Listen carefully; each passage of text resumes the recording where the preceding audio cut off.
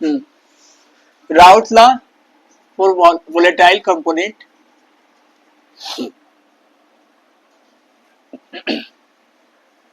तो Raoult's law क्या होता है?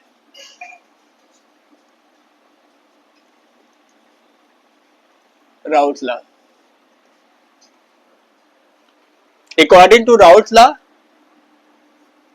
Vapour pressure of a component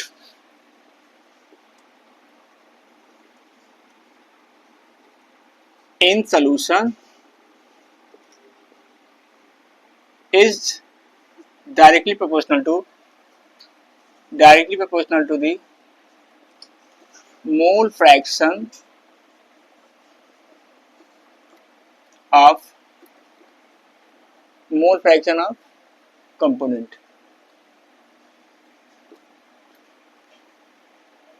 in solution। ठीक है, यही था।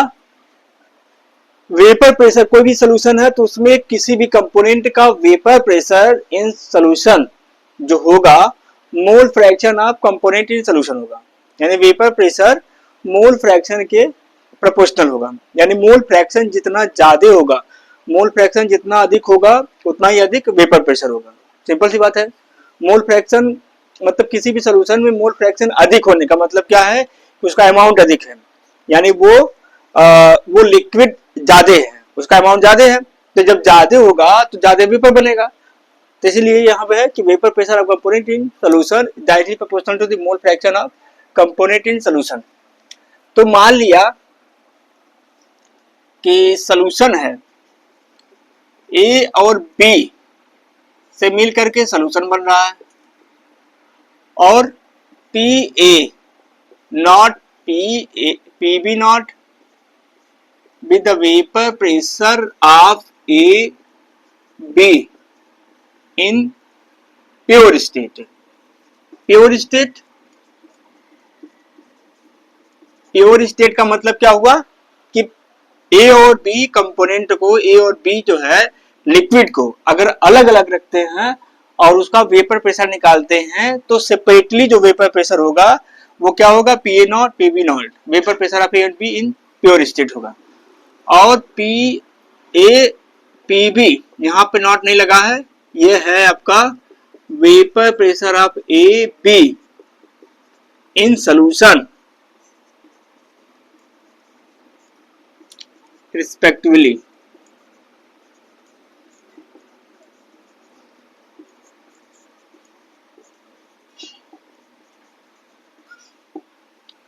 काई ए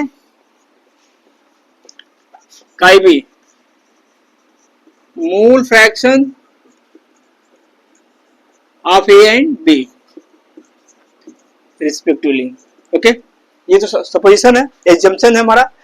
तो according to Raoult's law, vapour pressure of component, मान लो ए लिया, vapour pressure of A directly proportional to the mole fraction of A, है ना, नहीं होगा।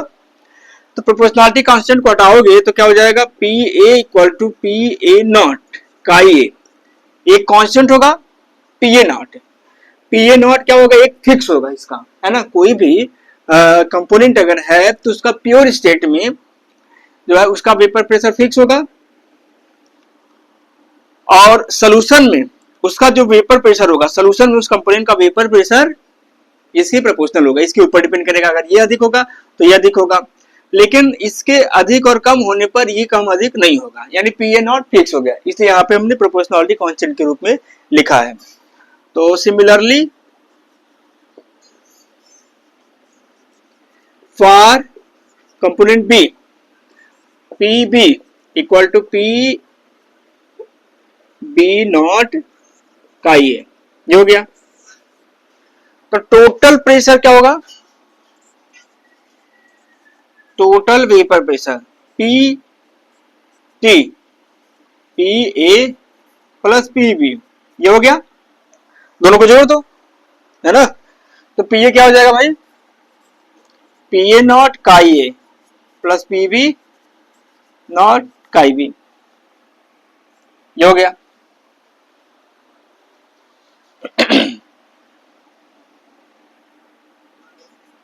ये क्या है, mole fraction of A, mole fraction of B. P A chi, इसके जगह पे हम लिख सकते हैं 1 minus chi B plus P B naught chi B. मतलब किसी एक कंपोनेंट के मोल फ्रैक्शन के टर्म में ये पी ए नॉट हो जाएगा, सॉरी। फिर यहां पे काई भी यहां पे कॉमन होगा, P A minus P A naught chi B, P B naught chi B, chi B common हो जाएगा, P A naught plus chi B, ये हो जाएगा आपका P B naught minus P A naught chi B. This is P T, total vapour pressure. ये हो गया formula, मतलब फॉर्मूला यही है, मेन तो फॉर्मूला यही है, और कुछ तो ये सब ऐसे लिख दिया। तो अगर हम ग्राफ बनाना चाहते हैं, ग्राफ बनाते हैं, इधर समझ में आया क्या? हमने कोई जैसे सोल्यूशन ले लिया भाई, सोल्यूशन, और सोल्यूशन में दो कंपोनेंट है ए और बी, कंपोनेंट ए और बी। तो ए को अलग ले लिया था और बी को अलग ले लिया था, दोनों को जब प्लस किया तो ये सोल्यूशन बन गया, है ना।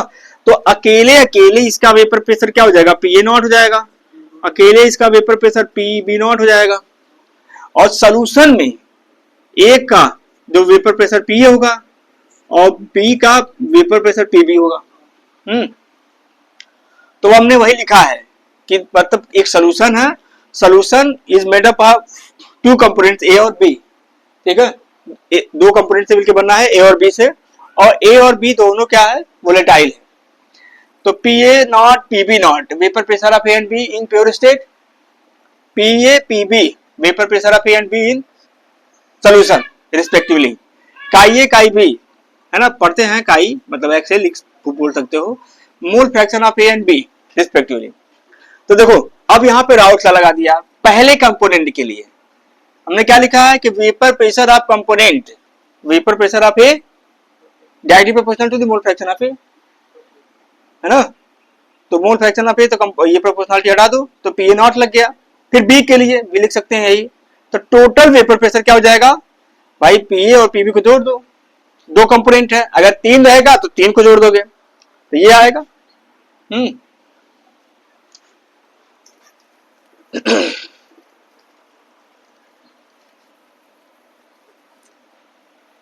ग्राफ बनाते हैं थोड़ा सा, ग्राफ बहुत इंपॉर्टेंट नहीं है लेकिन एनसीईआरटी में दिया है।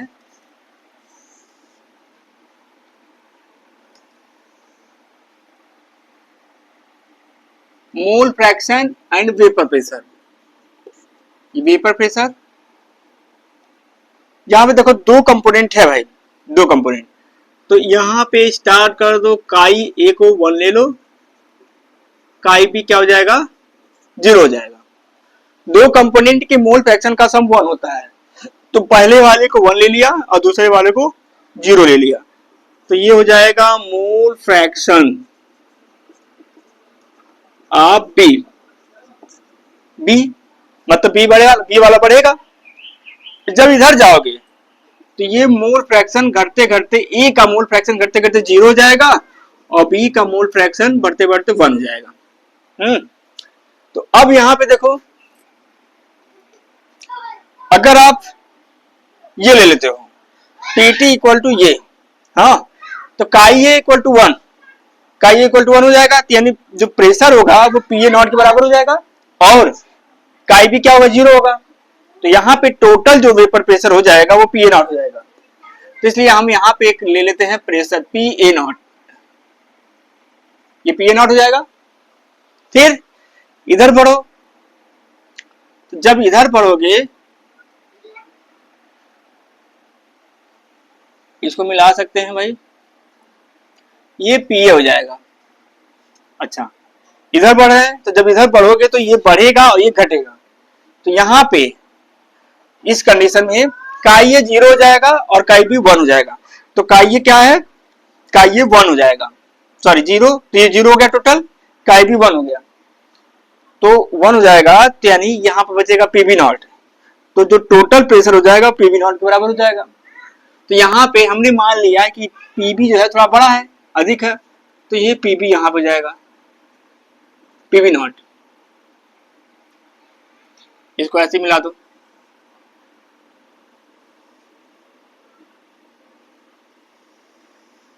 पीबी नॉट, ये हो गया पीए, ये हो गया पीबी। पीए क्या है, ये पीए नॉट कांस्टेंट हो गया, लेकिन जब ये घट रहा है यहाँ पे भाई, का ये घट रहा है, यानी ये प्रेशर मतलब वेपर प्रेशर आप ये घटेगा, और काई बी बढ़ रहा है, इसका मतलब वेपर प्रेशर आप कंपोनेंट बी बढ़ेगा, ये बढ़ रहा है। ए का वेपर प्रेशर घटेगा, क्योंकि ए का तो मैक्सिमम यहाँ पर, ए मैक्सिमम है और बी मिनिमम है, तो ए घटेगा और बी बढ़ रहा है। इसको मिला दोगे, ये वैसे फिगर उगर आता नहीं है कई सालों से, लेकिन ये दिया है, ये हो जाएगा पीटी, पीटी जो है पी ए प्लस पीबी, ये हो गया राउट्स लॉ। ओके, तीनों समझ में आया। अब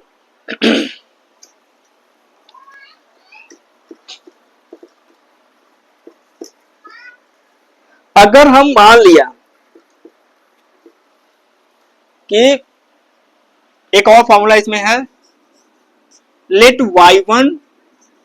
y1 and y2 be the mole fraction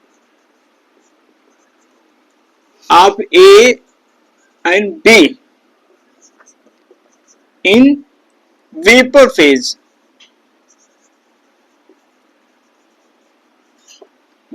respectively. Okay, हमने माना कि y1 क्या है, मोल फ्रैक्शन ऑफ A है, और y2 क्या है, मोल फ्रैक्शन ऑफ B है। किसमें, वेपर फेज में। यहां पे जो इसके पहले था काई बी क्या था, मोल fraction of A mole fraction of B in solution था। लेकिन जब आप देखोगे कि जो सोल्यूशन है, तो सोल्यूशन के जो कंपोनेंट्स हैं वो वेपर फॉर्म में भी होंगे, तो वेपर फॉर्म में यानी राउट्स लॉ वेपर फॉर्म में अप्लाई करेंगे, तो उस कंडीशन में जो y1 और y2 हो जाएगा वो होगा आपका mole fraction of A in vapour phase, और y2 क्या है, mole fraction of B in vapour phase है। Then by Dalton's law of partial pressure, ये क्लास 11 का चीज है, Dalton's law of partial pressure. इसके अकॉर्डिंग जो होगा पी ए इक्वल टू, यार इसको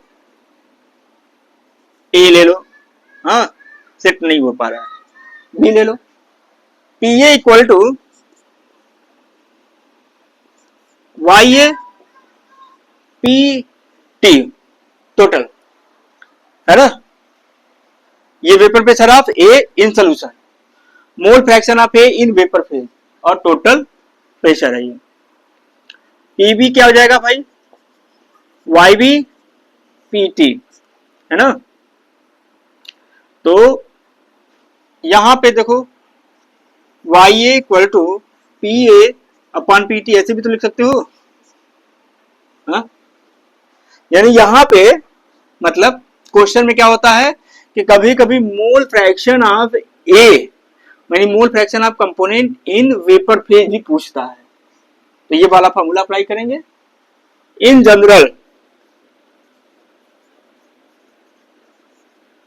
जनरल आप लगा सकते हो वाई आई, ए है तो ए है, वाई आई है तो P I upon P T, ये हो जाएगा।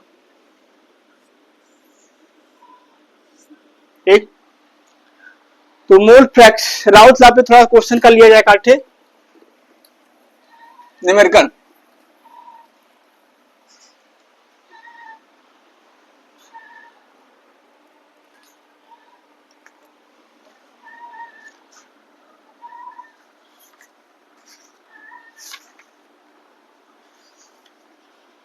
Example number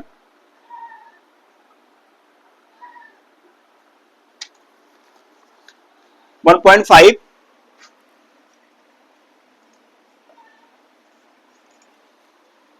vapour pressure of chloroform dichloromethane at 298 Kelvin or 200 mm Hg 415 mm Hg respectively. Calculate the vapor pressure of the solution prepared by mixing 25.5 gram of CaCl3 40 gram of CaCl2 और मोल fraction of each component in vapour phase. ये vapour phase है। Okay, vapour phase बनाना है। तो दिया क्या है भाई, दिया ये है कि दो कंपाउंड है, क्लोरोफॉर्म दिया है और डाइक्लोरोमीथेन दिया है, इनका वेपर प्रेशर दिया है। तो वेपर प्रेशर इनका दिया है तो इसका मतलब अलग अलग दिया है। तो अलग अलग दिया है तो इसका मतलब क्या है, क्लोरोफॉर्म पी ए नॉट ले लो, क्लोरोफॉर्म को P A naught equal to 200 mmHg, PB naught 415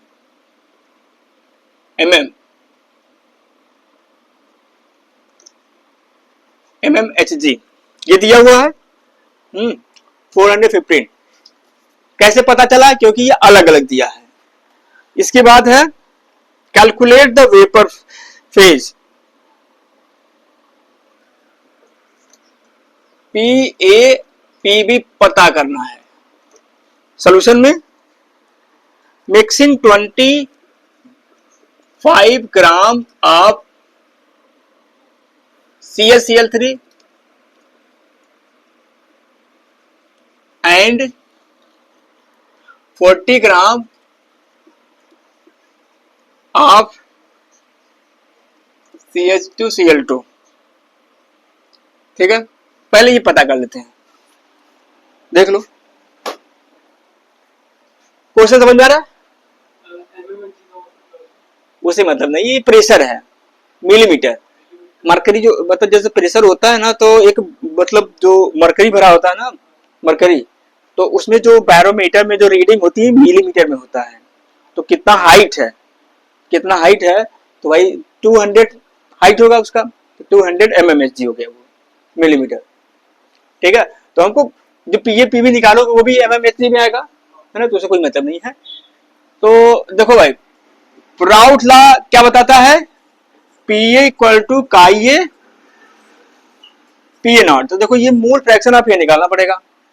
सबसे बड़ा काम क्या करना पड़ेगा, ये निकालना पड़ेगा, ये दिया हुआ है। फिर ए का मल्टीप्लाई कर दो, मतलब ए का निकालने के लिए इसका मल्टीप्लाई कर दो। तो पहले इसका मोलर मास निकालो, इसका भी मोलर मास निकाल दो। इसका CaCl3 का मोलर मास कैसे निकालोगे, 12 होता है, 12 13 और 35.5 इंटू 3 ये होता है ना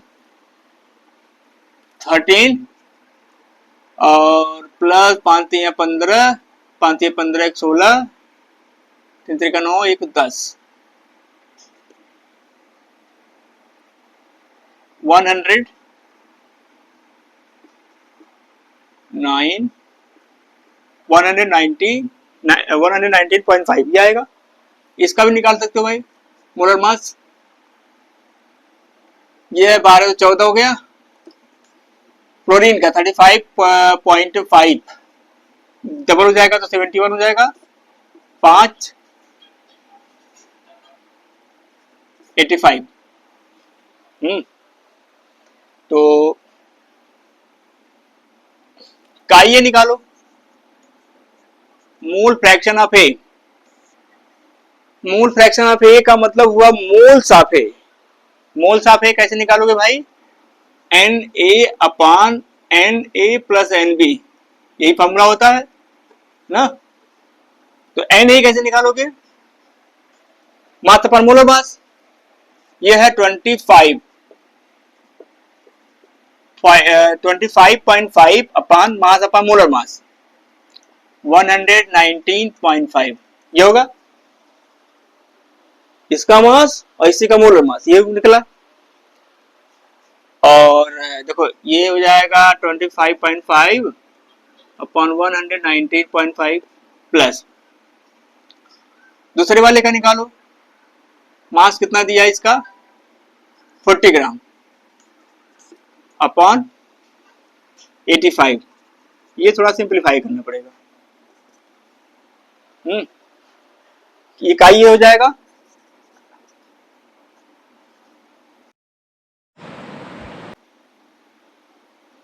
तो ये कैसे कटेगा?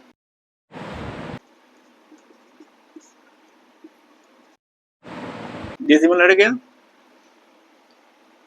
25, 5 दूनी 10, 5 ये 15, 45, ये हो जाएगा 51 में 239,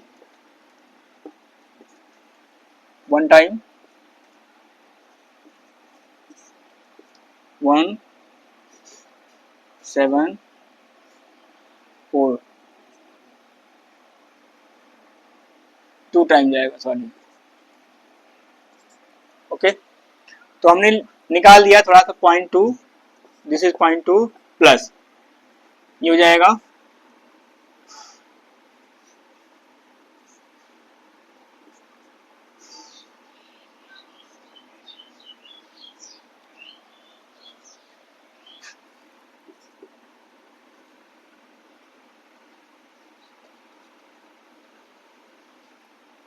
0.4, हालांकि 2 डिजिट तक निकालना है आपको।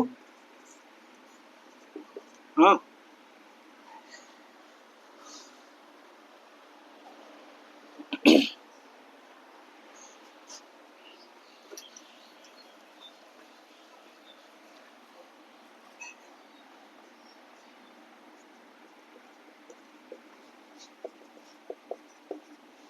काई है, तो वेपर प्रेशर ऑफ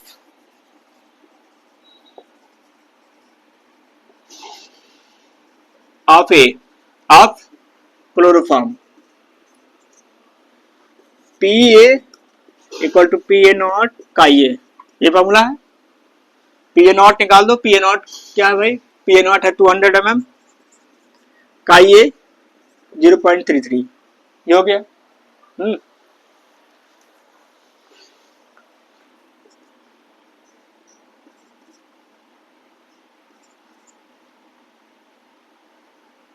66 आएगा mmHg।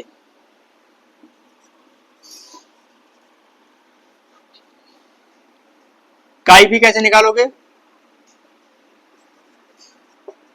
1 माइनस 0.33 कर लो, पॉइंट के बाद आएगा 76, P B 0. P B naught chi B, P B naught है 415 और काई बी 0.67, इसको मल्टीप्लाई कर दो, आ जाएगा। अब क्या करोगे भाई? वेपर, अब टोटल प्रेशर निकालो, तो vapour second point, mole fraction of chloroform in vapour phase, Y ये वाला P A upon P T, ये फॉर्मूला होता है। पी ए निकाला हूं 66, पी ए 66 और टोटल मतलब इसको जोड़ दो, इसको सिंप्लीफाई करेंगे और पी ए तो निकला है, ये पी ए है, ये पी ए है, ये पी बी है, दोनों को जोड़ दो, आ जाएगा। फिर सिंप्लीफाई कर देंगे। पीटी कैसे निकलेगा, पीए और पीवी को जोड़ दो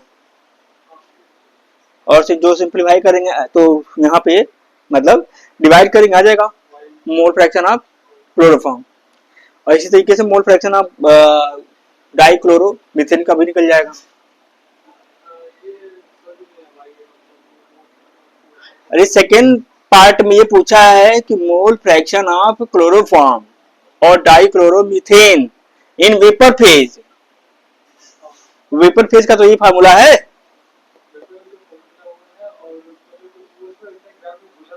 हाँ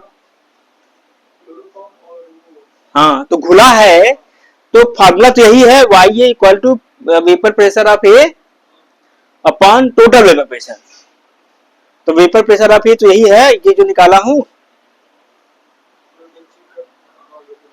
और total vapour pressure PA. Total vapour pressure को क्या करोगे, पीए प्लस पीबी कर लो, कैलकुलेशन करना पड़ेगा ना। हाँ आ जाएगा। फिर इसी तरीके से वाई भी निकाल सकते हो। हाँ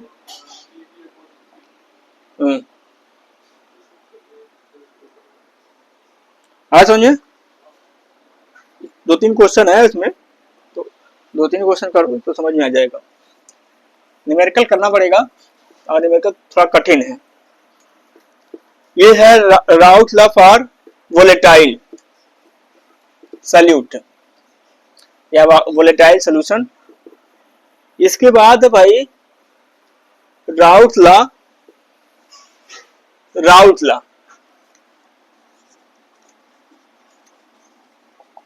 राउथ law for non volatile solute. Non volatile मतलब जो है कि सॉल्वेंट तो हमेशा वोलेटाइल होगा, है ना, सॉल्वेंट हमेशा वोलेटाइल होगा, लेकिन सॉल्वेंट में हमने मान लिया चीनी वो डाल दिया, मतलब ग्लूकोज डाल दिया, चीनी डाल दिया, चीनी भी नहीं उड़ता है, तो नॉन वोलेटाइल डालना है। नॉन वोलेटाइल का मतलब जो उड़े ना, जैसे पानी में इथाइल अल्कोहल डाल देते हो तो पानी भी उड़ता है, इथाइल अल्कोहल भी उड़ता है ना, या उसमें कुछ और डाल दो, तो मतलब जो है कि जो वो नहीं उड़ेगा, वो वोलेटाइल नहीं होगा, नॉन वोलेटाइल होगा। तो यूरिया है, हाँ कुछ भी है, तो नॉन वोलेटाइल को अगर डालते हो तो उस कंडीशन में हमें क्या निकाल तब वहां पे राउथ लॉ निकालना है, राउथ लॉ लगाना है, ठीक है। तो राउथ लॉ उस पे काम करता है जो वोलेटाइल हो, है ना, वेपर प्रेशर ऑफ कंपोनेंट और equal to vapour pressure of component in मतलब vapour pressure of component in pure state into mole fraction. तो वेपर प्रेशर आ रहा है, तो जो चीज नॉन वोलेटाइल है, जो उड़ नहीं सकता है, समझे, जो उड़ ही नहीं सकता है उसका वेपर प्रेशर क्या होगा, जो उड़ नहीं सकता है उसका वेपर प्रेशर, उसके वेपर प्रेशर की तो बात करेंगे नहीं ना, उसके वेपर प्रेशर की बात नहीं करेंगे क्योंकि उड़ेगा ही नहीं।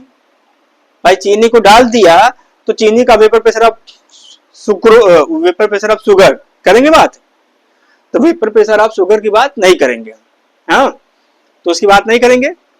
तो जो इसका मतलब क्या है कि जो सॉल्यूशन है, तो सॉल्यूशन में वेपर प्रेशर किसकी वेपर प्रेशर की बात करेंगे, सॉल्वेंट की, सॉल्वेंट का वेपर प्रेशर की बात करेंगे, क्योंकि सॉल्वेंट जो होगा वोलेटाइल है, वो वेपराइज होगा, यानी उसका वेपर प्रेशर होगा, यानी vapour pressure of solute zero होगा, वेपर प्रेशर ऑफ सॉल्वेंट होगा, यानी वेपर प्रेशर ऑफ सॉल्यूशन की बात अगर करते हैं तो वो हो जाएगा vapour pressure of solution is equal to vapour pressure of solute plus vapour pressure of solvent, but vapour pressure of solute zero है, यानी vapour pressure of solution means जो है वेपर प्रेशर ऑफ सॉल्वेंट, है ना। तो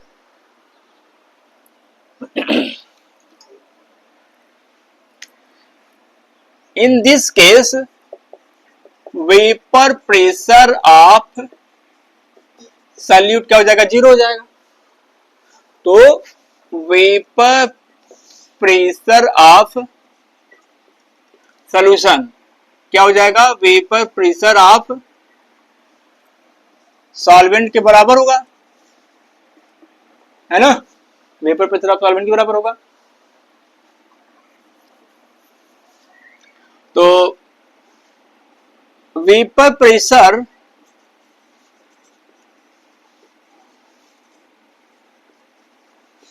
of solution इसके case में non volatile case directly proportional to the mole fraction of solvent होगा।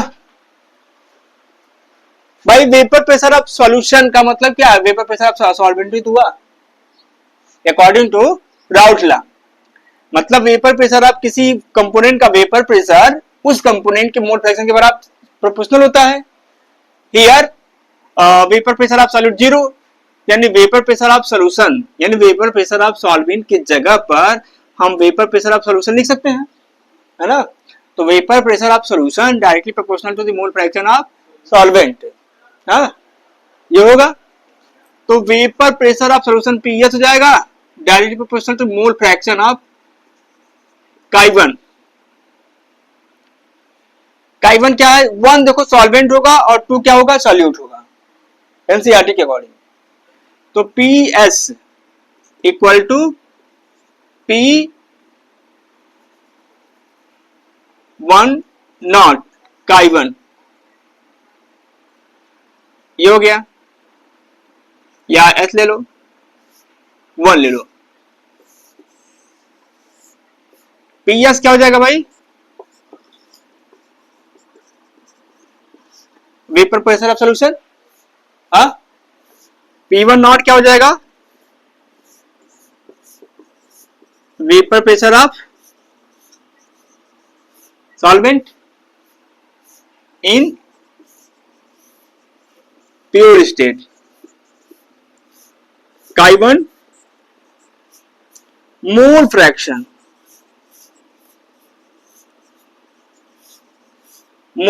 Of solvent. ठीक है, ये है आपका, अभी इसके आगे भी है लेकिन इसके आगे हम कोलिगेटिव प्रॉपर्टी में पढ़ेंगे। ये हो गया स्टेटमेंट, आया समझ में। वेपर प्रेशर ऑफ सॉल्यूशन होगा, vapour pressure of solvent in pure state, x1 mole fraction of solvent, हाँ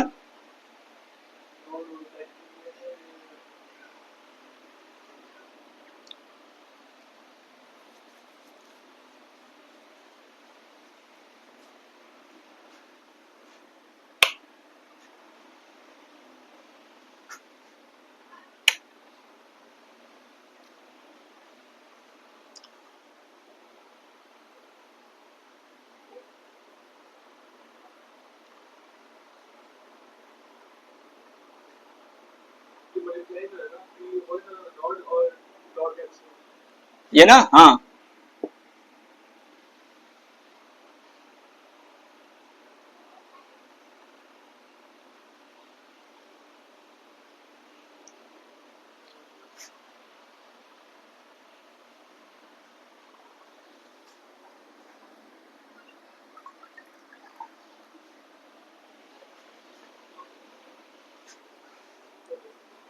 अब आते हैं आइडियल सॉल्यूशन। आइडियल सॉल्यूशन फिर नॉन आइडियल सॉल्यूशन आएगा, उसके बाद आएगा मेन कोलिगेटिव प्रॉपर्टी।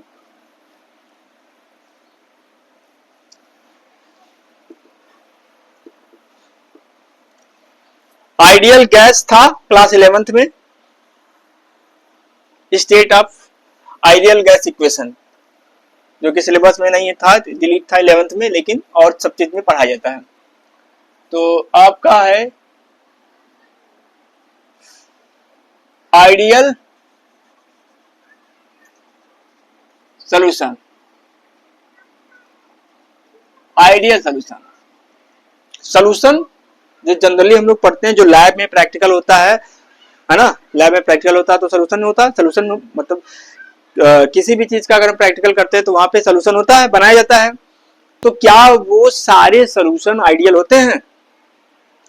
मैक्सिमम जो सोल्यूशन होते हैं वो आइडियल नहीं होते हैं। आइडियल सोल्यूशन मतलब क्या हो, जैसे आइडियल इंसान होता है ना।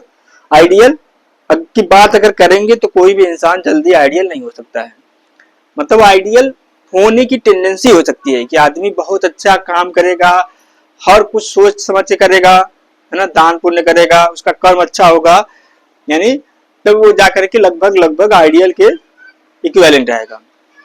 तो आइडियल सोल्यूशन का मतलब क्या हुआ कि आइडियल सोल्यूशन मतलब कि वो सोल्यूशन जो राउल्स लॉ को ओबे करे, फॉलो करे। अगर राउल्स लॉ को फॉलो नहीं करता है तो इसका मतलब क्या है कि वो आइडियल सोल्यूशन नहीं है ना। तो राउल्स लॉ क्या होता है भाई? P A equal to P A naught का ये, P B equal to P B naught का बी, ये है Raoult's law.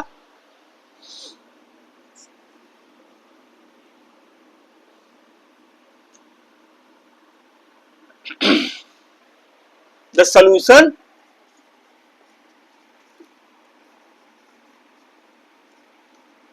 which obey Raoult's law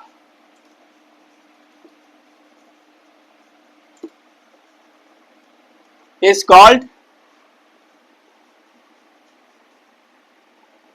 ideal solution.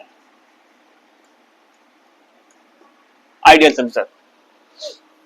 तो ideal solution condition for ideal solution. Ideal solution के लिए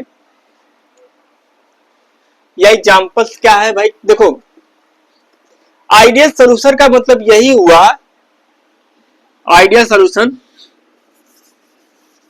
या condition ले लेते हैं पहले,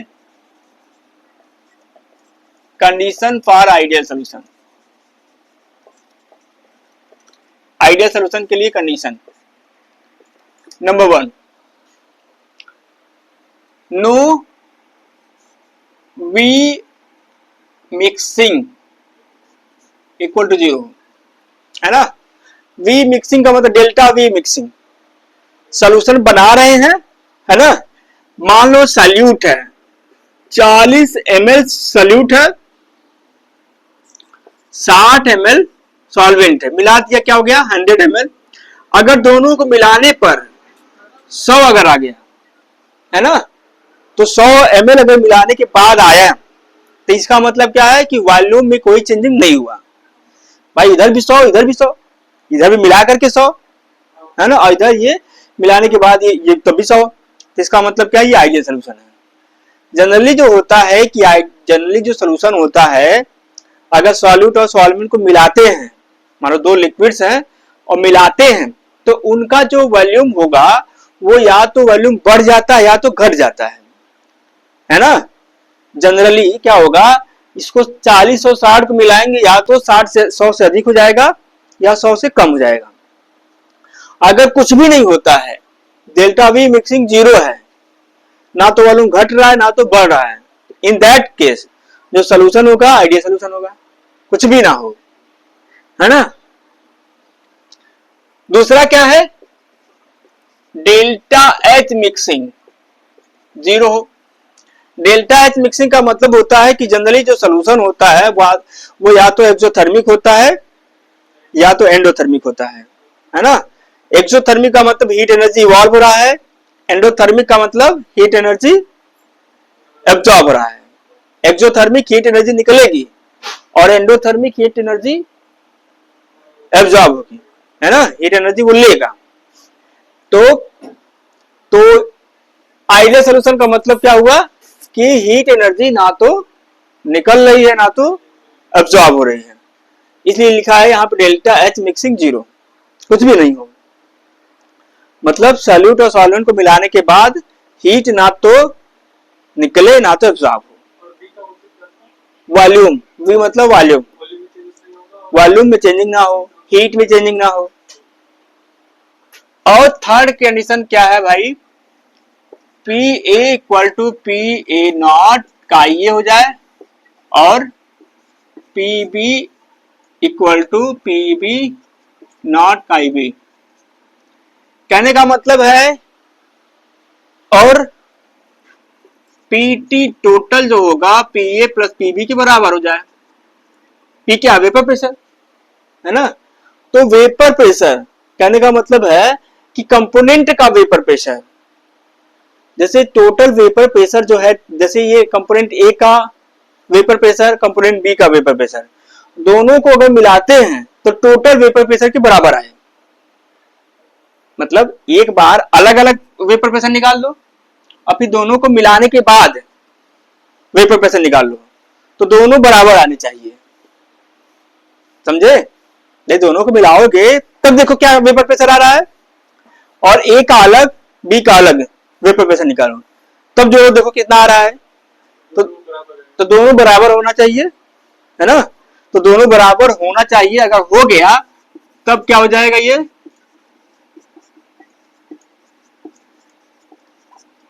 तभी आपका आइडियल सोल्यूशन होगा, है इसके बराबर हो।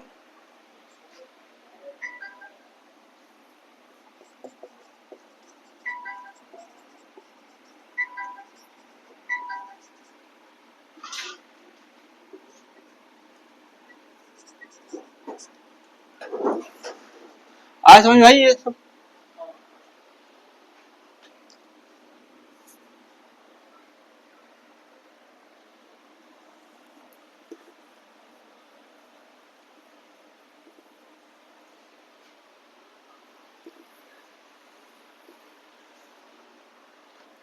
देखो मॉलिक्यूलर लेवल में ए का मान लो कोई सोल्यूशन है, ए और बी से मिलके बना है, तो एक बीकर में ए होगा और दूसरे बीकर में बी होगा।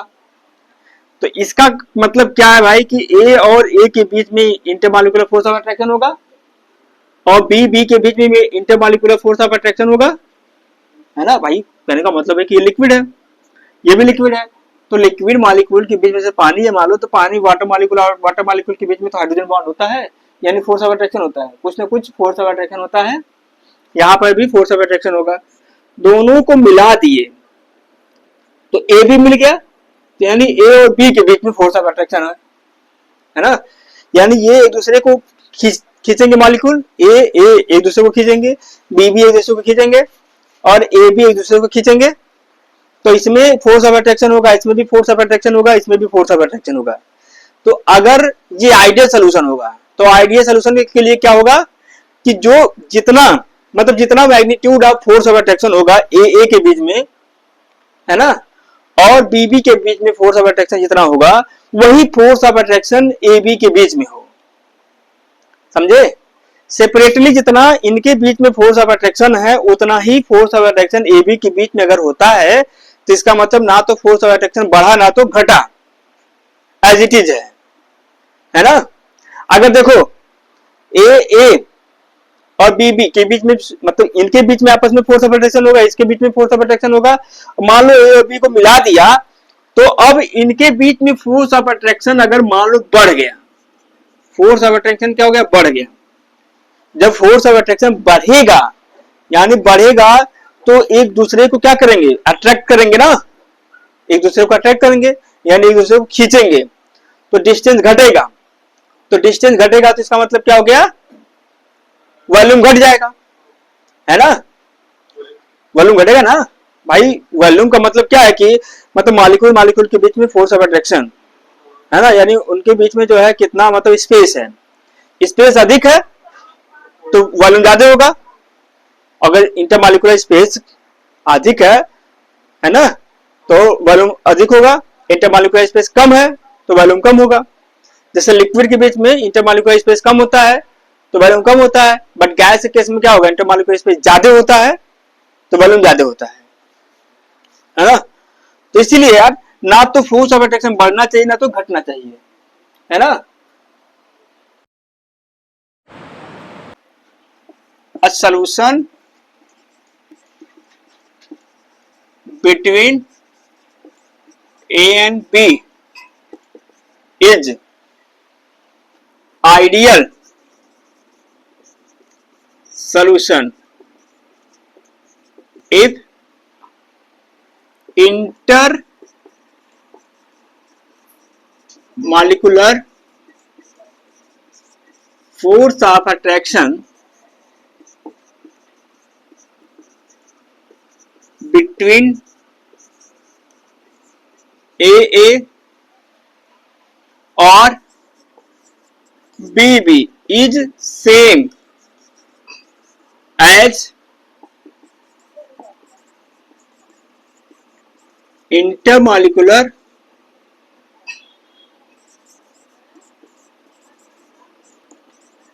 attraction between AB molecule।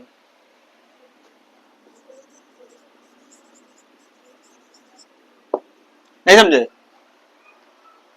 ए के बीच का जो फोर्स ऑफ अट्रैक्शन है या बीबी के बीच में जो फोर्स ऑफ अट्रैक्शन है उसी तरह से इनके बीच में भी फोर्स ऑफ अट्रैक्शन अगर होता है तो वो क्या हो जाएगा? आइडियल सोल्यूशन हो जाएगा। सेम होगा। सेम का मतलब यार मैग्नीट्यूड जितना होगा, जितना सेम का मतलब क्या होगा? जितना फोर्स ऑफ अट्रैक्शन होगा इतने में उतना ही फोर्स ऑफ अट्रैक्शन इसमें होगा, कम बेसी नहीं होना चाहिए। सेम का मतलब यही हुआ, मतलब इक्वल होना चाहिए। हाँ, करने का मतलब एग्जैक्टली इक्वल पॉसिबल नहीं है, मतलब थोड़ा बहुत वेरिएशन चल रहेगा, चल जाएगा। हाँ, अब थोड़ा बहुत रहेगा भाई, ये अलग मॉलिक्यूल है, ये अलग मॉलिक्यूल है, मिलाओगे तो फोर्स ऑफ अट्रैक्शन तो थोड़ा बहुत घटेगा बढ़ेगा तो जरूरी है, लेकिन कम घटे बढ़े। हाँ, अब जैसे मान लो भाई, अगर कोई गैस कोई सामान खरीदने गए, हाँ, आम खरीदने गए, आज तुम 60 रुपए किलो लाए, कल तुम गए 80 रुपए किलो ला दिए वही आम, तो वैरी करके आ जाते। आज तुम 60 किलो गए 60 रुपया और कल मान लो 61 रुपया है, क्या फर्क पड़ेगा ना? तो ज्यादा फर्क नहीं पड़ेगा, तो इसको हम अप्रोक्सीमेटली इक्वल मान सकते हैं।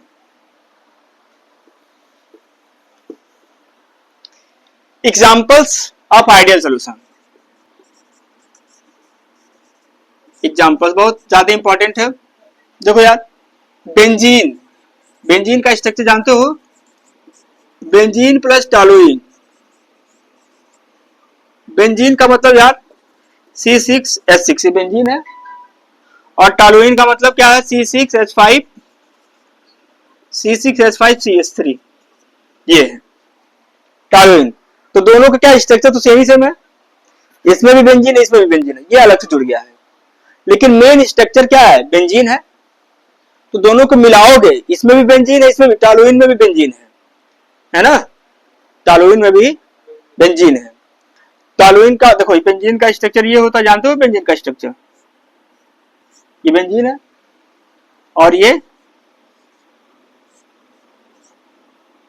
टॉलुइन है, तो दोनों में भी बेंजीन है। दोनों को मिलाओगे तो देखो, मतलब बेंजीन के बीच में जो फोर्स ऑफ अट्रैक्शन होगा वही बेंजीन और टॉलुइन के बीच में लगभग फोर्स ऑफ अट्रैक्शन होगा, है ना? बस ये अंतर है, लेकिन तो मेन तो फोर्स ऑफ अट्रैक्शन के बीच में होगा ना, तो इसलिए क्या है? ये आपका आइडियल सोल्यूशन होगा। बेंजीन और टॉलुइन को मिलाओगे तो क्या होगा? आइडियल सोल्यूशन का एग्जांपल है ethyl chloride plus ethyl bromide.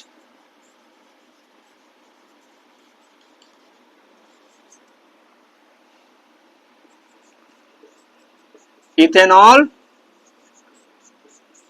Methanol, ठीक है? मतलब स्ट्रक्चर देखो, इसमें भी सेम है, इसमें भी सेम है, इसमें एक कार्बन कम है, इसमें एक कार्बन ज्यादा है।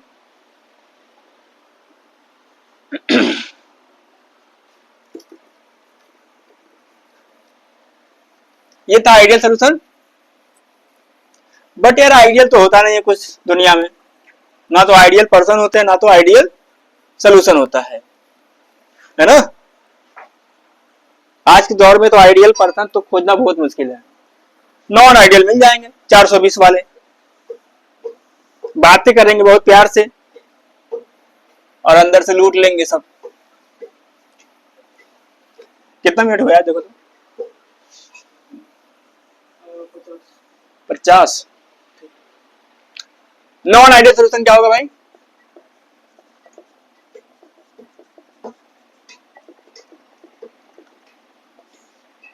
नॉन आइडियल सोल्यूशन जो आइडियल ना हो, जो राउल्स लॉ को फॉलो ना करे, है ना। मतलब जो राउल्स लॉ मतलब क्या है, एक नियम है।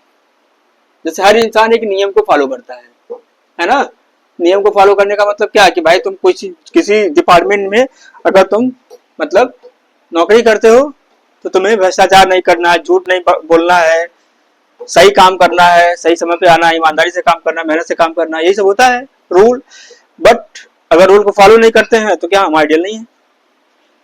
तो आइडियल सोल्यूशन जो है डज नॉट फॉलो या ओबे राउल्स लॉ।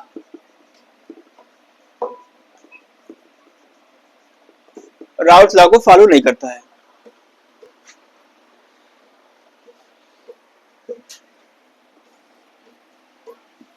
ये दो टाइप का होगा। It is of two types. दो टाइप का होगा नॉन आइडियल सोल्यूशन। तो नॉन आइडियल सोल्यूशन तो एक ही टाइप का होता है, आइडियल आइडियल। नॉन आइडियल दो टाइप का होगा, एक पॉजिटिव डेविएशन होता है और एक नेगेटिव डेविएशन। हाँ, तो नॉन आइडियल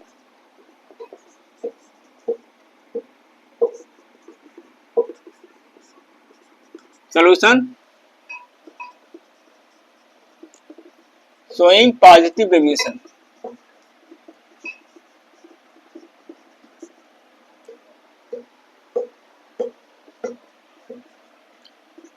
पॉजिटिव डेविएशन का मतलब क्या है भाई? पॉजिटिव डेविएशन का मतलब होता है कि कोई सोल्यूशन अगर बना रहे हो, है ना, तो जितना वेपर प्रेशर होना चाहिए उससे ज्यादा हो गया। वेपर प्रेशर जितना एक्सपेरिमेंटली होना चाहिए, है ना, मतलब जितना हमारा अकॉर्डिंग टू राउल्स लॉ के अकॉर्डिंग जो होना चाहिए, यानी एक्सपेक्टेशन जितना है उससे ज्यादा वेपर प्रेशर हो जाए, है ना। पॉजिटिव डेविएशन का मतलब पॉजिटिव वेपर प्रेशर के टर्म में, क्योंकि हर चीज तो राउल्स लॉ वेपर प्रेशर के टर्म में होता है ना। तो वेपर प्रेशर के टर्म में बात हो रही है, तो यानी जो सोल्यूशन बना रहे हो वो on the basis of Raoult's law से ज्यादा वेपर प्रेशर हो जाता है, तो वो हो जाएगा वो non ideal solution showing positive deviation. आया समझ में? Non ideal solution showing positive deviation.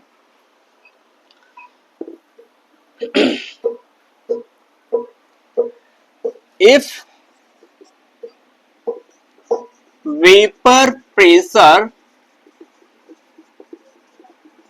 of solution is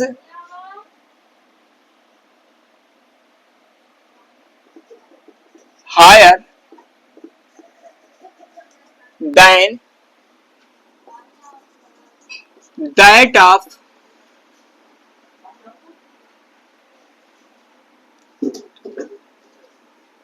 solution on the basis of Raoult's law.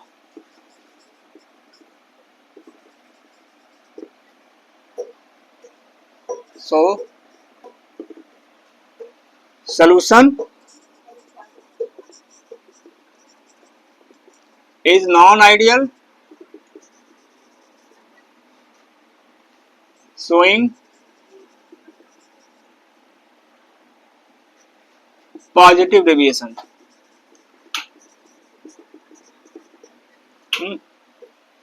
बंद कर दीजिए इसको, ये शैडो आ रहा है ना। पॉजिटिव डेविएशन होगा तो भाई इस कंडीशन में क्या होगा,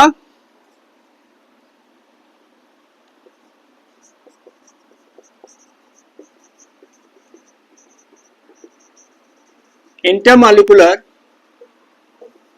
force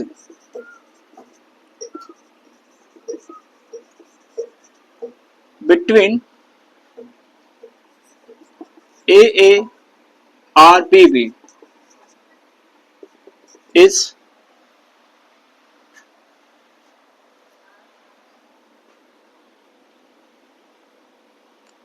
less than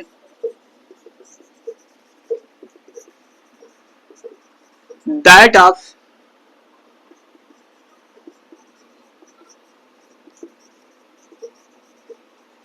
intermolecular force between AB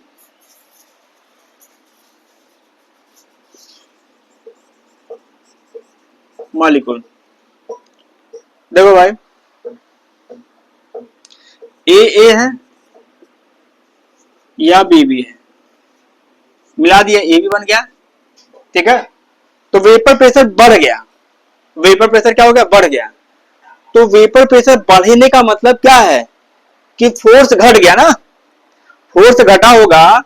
जब मॉलिक्यूल के बीच में जब फोर्स ऑफ अट्रैक्शन घटेगा तभी तो मॉलिक्यूल वेपर फॉर्म में इजीली जाएगा ना।